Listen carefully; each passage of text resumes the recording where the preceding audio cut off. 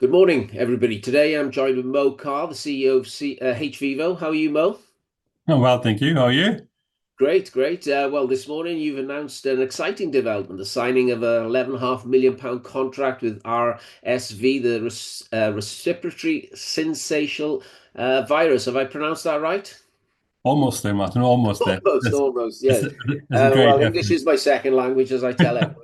There we are. So you've signed that with an existing top-tier global pharmaceutical client, a significant milestone for the company, and I think it underscores the leadership in respiratory research and human challenge trials.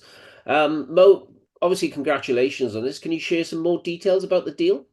No, thank you for that. I appreciate that. Yeah, so this is a large contract we've signed for a respiratory syncytial virus. Now I can't say it. It's the RSV virus, which impacts a lot of people, actually. So 11.5 million pound contract to effectively study this antiviral against RSV. It's with the current client, which is great to see. And we hope to start this work towards the end of 2025, or at least the second half of 2025. And the trial will due to complete in 2026. So this will be conducted in our new facility in Canary Wharf, which I know you know we moved into in October or in July of this year. So yeah, great news for the company, great news for our RSV portfolio, the fact that we are continuing to develop more drugs against RSV. Well, in the announcement, you highlighted that RSV is still a leading cause of childhood lower respiratory infections. Now, with some treatments already available, why do you think pharma companies are still investing in research for alternative therapies? So that's an interesting question. So two RSV vaccines hit the market last year. In fact, we worked on one of them and ran a human challenge trial and get that drug to the patients much faster. But since the 1960s, when the virus was discovered, there hasn't been really any vaccines on the market until last year. And that's been great news. Even now, over 300 million people around the world are impacted by an infection with RSV. It affects mostly young infants, the elderly, or immunocompromised people. And it's still an issue. And these vaccines, of course, are helping in reducing this disease burden.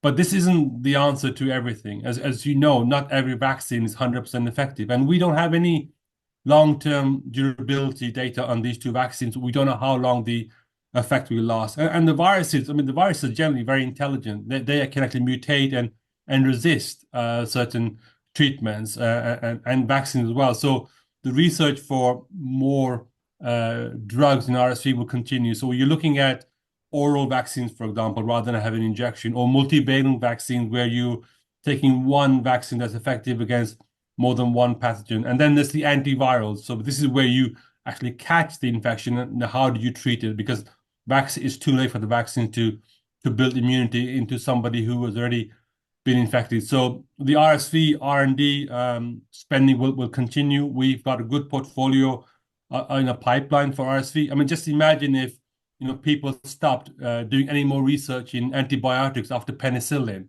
I mean, you would never that would never happen. So in the same manner, the research within RSV will continue.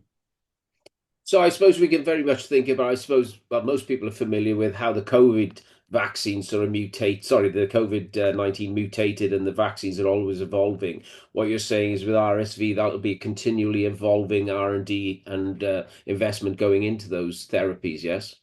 Absolutely. So RSV has a much longer history than COVID-19, for example. It doesn't mutate as fast, at least historically. But then again, there have been no medications against it, right? So when you have a virus and you produce the medications, some mutation potentially allows that virus to continue to grow even against those treatment. And then you have something else that you need to work on. So absolutely, I mean, it's a very debilitating disease. It affects so many people. So I think the R&D from the biopharma industry will continue in this area. Okay. Well, I mean, hVIVO is well known for leading the way in human challenge trials. You've also recently introduced new service lines as well to your offering. I mean, how are those shaping up so far? Shaping up really nicely, thank you. So just to be clear, though, at our core, we will always be a human challenge trials 3RO. That's our core Mhm. business. We are the world leader. We've done over 70 human challenge trials. Around 5,000 people and volunteers have been through our trials. So that will remain our main core business. But once we moved into this new facility in Canary Wharf, we've been able to offer new services. So one example is that we tripled our laboratory space. So we launched a new brand in H Lab, and we're now signing some contracts for immunology and virology lab services, which is great to see. We've also signed a couple of contracts in clinical site services.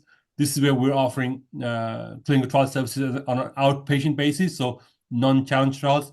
And finally, we've also signed some small contracts in patient recruitment services through our FluCamp brand. So I think, just to be clear, we'll continue to develop the business in the human challenge trial, but then using the same infrastructure and more or less the same resources, we're looking to deliver these additional services to diversify our offerings. So that's the goal. And I'm pleased to say that, even at this early stage, we've seen some good growth. Okay, well, that's very interesting. You've clearly been very busy. You also noticed this morning you've reiterated your guidance for 2025. Sorry, 2024. And with the trading update due in February, what can investors expect from that announcement?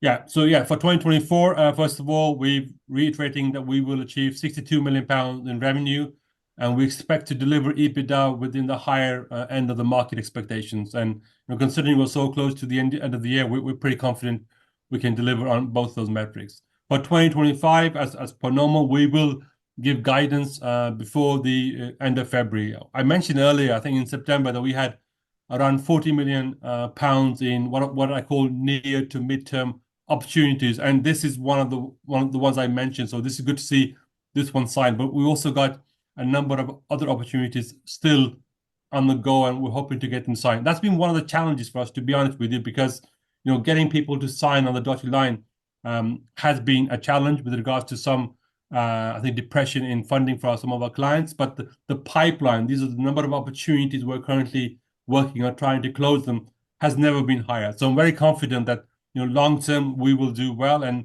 we will get to a 100 million pound revenue target by 2028.